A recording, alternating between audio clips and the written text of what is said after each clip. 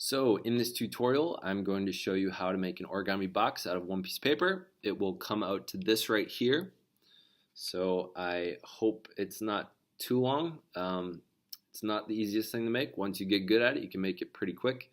My fastest time, I think, is like 3 or 4 minutes, but I mean, I've made a couple hundred of these. So stick around. I hope it's worth the time you spend on it. Here we go. So this is one of my favorites to do. You use one piece of square paper. Again, I got this from a box of origami paper. You don't need origami paper at all. If you can take any paper and turn it into a square, it works. So I like kind of the fact that it requires a little bit of math to appreciate. So what we're going to do is we're going to make a box out of one piece of paper. So the first thing we're going to do is we're going to guess where 1/5 is. So 1/5 somewhere around here. So I just want you to make a little crease.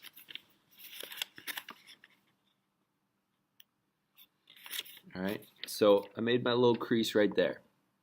Alright, so the cool thing about this is that when you make a 1/5 guess and then you base your next fold off that guess, your error is cut in half. So you start out with a variable e error, right? And then after your second fold, it's e over 2, and then you make your third fold, e over 2 squared, and then e over 2 to the third, e over 2 to the fourth, e over 2 to the fifth, etc. Until you can't notice the difference. It's too small. So from here, I want you to take this bottom, and I want you to bring it up, curl it up so that it is meeting to where that crease is, right?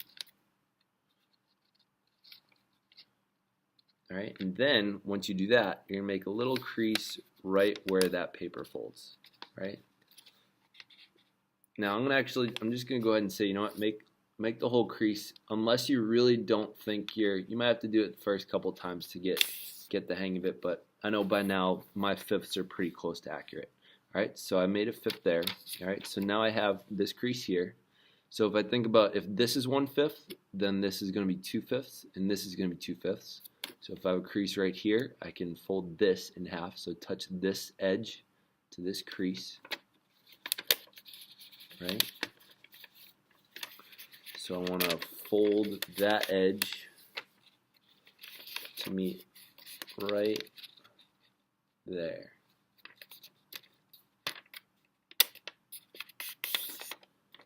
Alright, so that part right there is going to have 2 pieces to it, alright? And then we're going to do the first thing that we did, which is take the other opposite edge and touch it down to the crease we just made. Alright, so touch this down. I'm going to fill it to the side, flip it. Alright, so I'm going to have it now touch right there, right? One thing you might want to do is just close around it so it stays tight to the crease, and then crease right here. And then you can see how accurate your original fold was. So now you have this right here, and you can fold that in half and see how close it was to that original mark that we made right up here. Right, so now I'm going to take this edge and I'm going to press it down.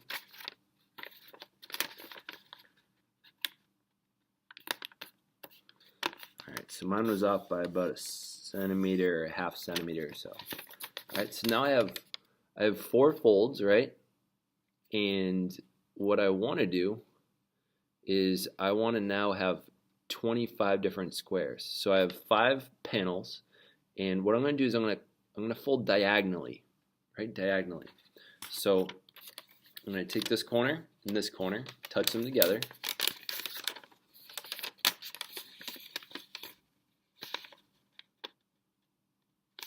Alright, what's cool about this is once you touch them corner to corner, you now have this little crease right here that intersects with this diagonal one.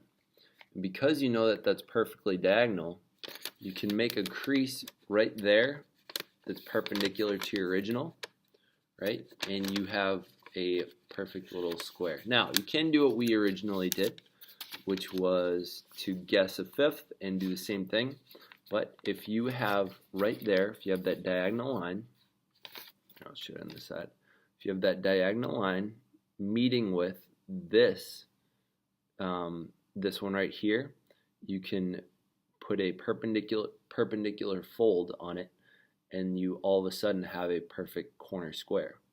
All right, so now that we have that corner square, put it across and then fold the other 5 of them.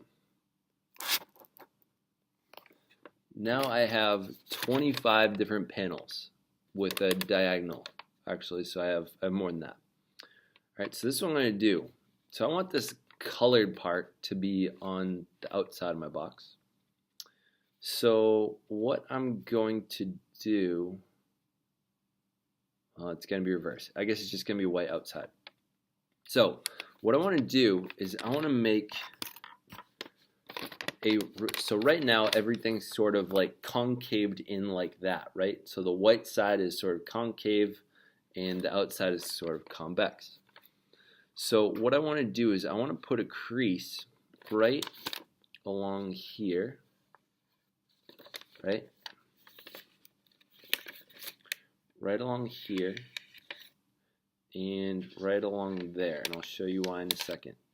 So what I'm going to do is I'm going to take this top part, I'm going to fold it backwards from the way we've been doing it, and I want to touch it right to this crease right here, right? So I want to touch here down to here, all right? So that will leave me with a crease right in the middle of that one.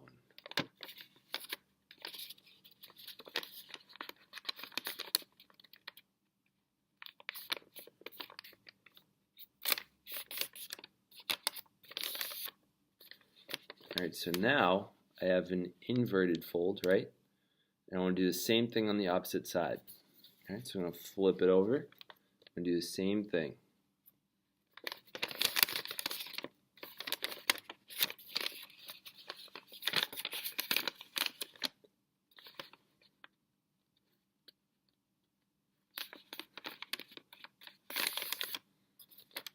Okay, so now we have these sort of like one of the origami terms you might hear or you might have heard before is a mountain fold and a valley fold.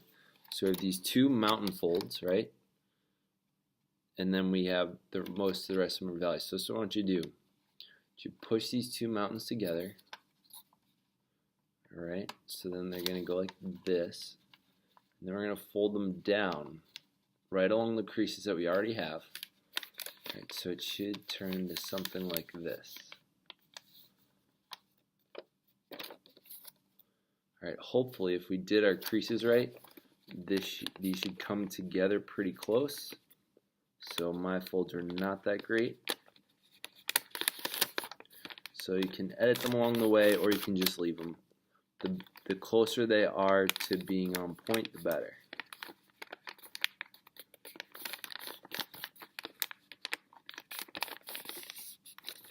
Alright, so now we get this. Now, there are two ways to do it. Often the prettier way I find is keeping this on the outside. So this is what we're going to do. We're now I'm going to put it on its side like this, and we're going to curl it. I'm going to use those creases to kind of guide our way. And we're going to invert, we're going to put the creases that we made backwards.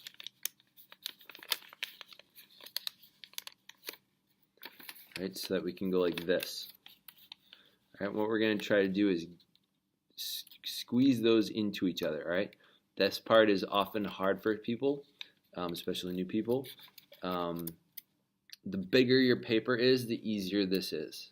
So the smaller, like I've done it with a Trident wrapper before, which is really difficult. It took me a while to accomplish. But you want to slide them into each other. It's hard to explain without just doing it. So once you're at this step, you'll understand what I'm trying to say. So I can try to zoom in here.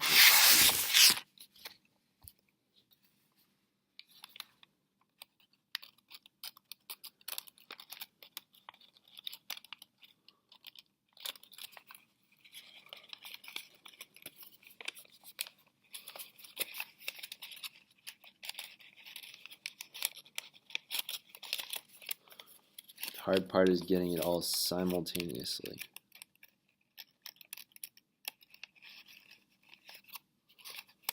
It is very okay to struggle. All right, there we go. Now, I'm going to push it in. Right? Oh, trying to escape from me. There we go. All right, so I'm pushing it together.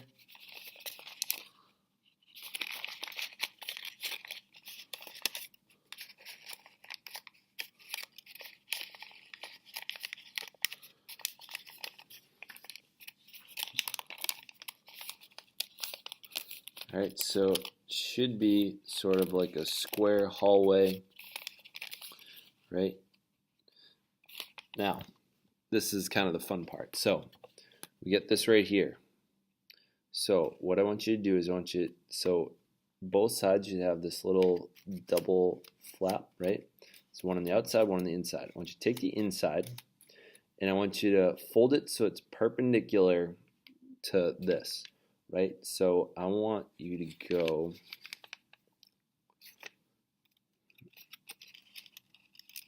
I want you to put this, make it so it's flat. All right, and then we see on here, it's going to leave us with this little diagonal. I want that diagonal to go right to the edge. Right, so see how there's that little chunk at the end? I want that to be a perfect diagonal. By the way, sorry if it grosses you out that I keep licking my finger, but it's really dry paper, so sometimes it helps. So, see how that's pretty pointy right there? That's my goal. Get that nice and pointy, right? And I can see in there, it's now covering that edge. All right, so now that I have that, I'm going to fold that down. So I'm going to put my finger on there, and I'm going to push it. I'm going to push it down. All right. As I do that, I now have a new triangle forming. And again, I want to put a crease right to the edge so that it's a triangle. All right, see that? It's pretty close. Do the same thing. You're pushing it down, and the new triangle is going to form. Right, so now you can start to see it. Right, new triangle is coming up.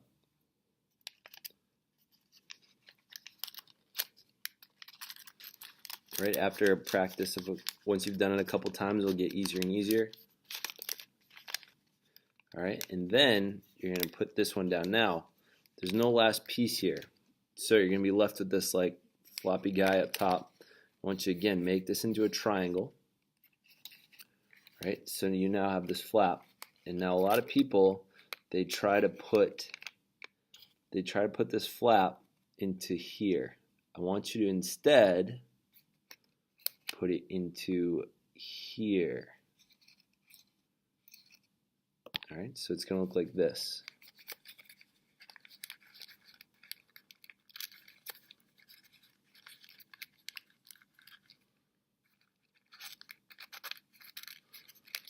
All right, so it goes right in there. All right, now you're going to do the same thing with the other side. So flip it over. All right, we're going to start with that inside fold. Right, so we got, it's on the bottom in this, right? So that's going to go flat down. All right, we're going to put this side here, so that's a triangle.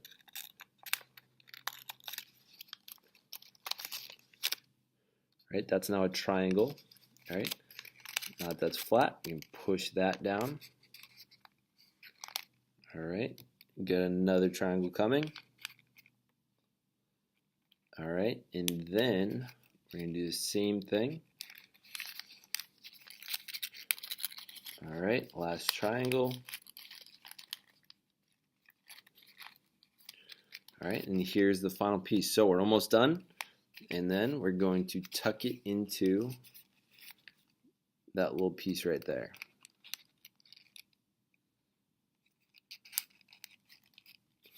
All right, so the better it comes out, the more square it's going to be.